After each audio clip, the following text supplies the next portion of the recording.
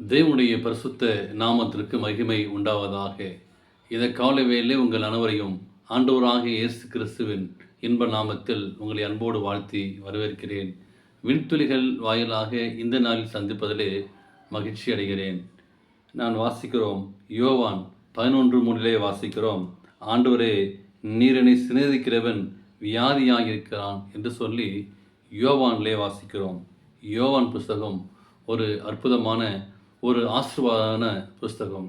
அந்த புஸ்தகத்திலே மார்த்தாளை குறித்து நான் வாசிக்கிறோம். அதாவது பெத்தானியாவில் வாழ்ந்த மார்த்தாள், மரியாள் ஆகியோரின் சகோதரனாகிய லாசரை குறித்து சொல்லப்பட்ட வார்த்தை இன்று நாம் தியானிக்கிறோம். மிகவும் இந்த லாசரு மிகவும் கர்த்தரை அவன் நேசித்தான். அங்கே சொல்லும்போது வாசிக்கும்போது நம்முடைய சிநேகிதனாகிய லாசரு என்று சொல்லி யோவான் 11:11 வாசிக்கிறோம்.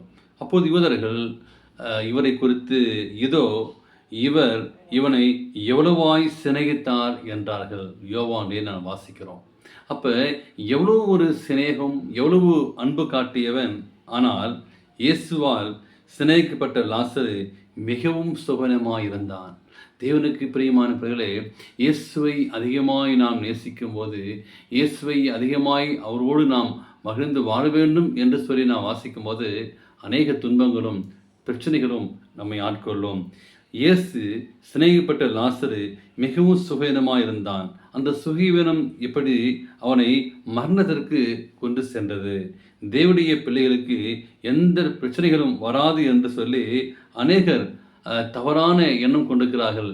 இயேசுவை அதிகமாக நான் சிநேகிப்பதாலோ அல்லது ஜெபிப்பதனாலோ வேதம் வாசிக்கிறனாலோ எனக்கு ஆசீர்வாதம் வரும்னு சொல்லி நினைக்கிறோம். ஆனால் அப்படி அல்ல. நாம் அதிகமாய் அவரை நேசிக்க நேசிக்க அநேக துன்பங்களும் கஷ்டங்களும் நம்முடைய வாழ்க்கையிலே வரும்.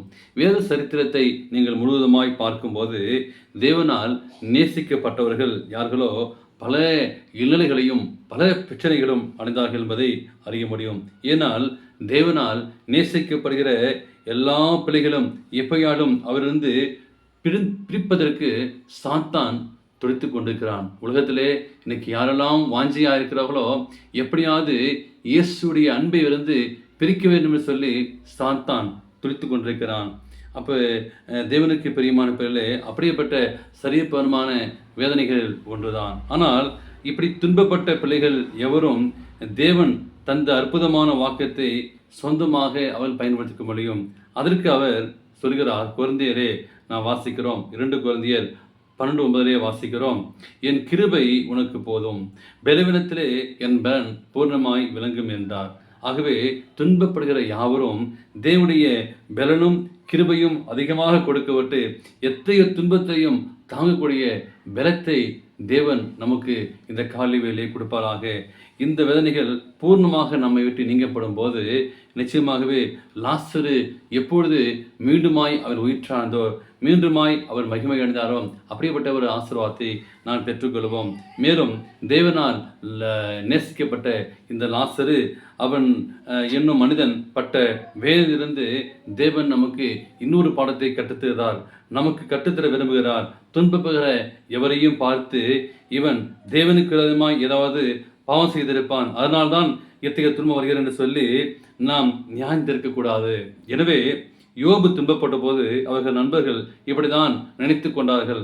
ஆனால் எனவே பாவ மன்னிப்பு பெறும்படும் யோபுவுடன் வேண்டிக் கொண்டான். அதுவுமன்றி தங்களது அறிவில்லாத வார்த்தைகளாக யோபுவை வேதனைப்படுத்தினார்கள். அப்படிப்பட்ட முடிவில் கர்த்தர் தேமானியாமை எலிசாவை நோக்கி, நீ மேலும் உன் 2 சிநேகிதர் மேலும் எனக்கு கோபம் ஒழுகிறது என்றார் யோபு.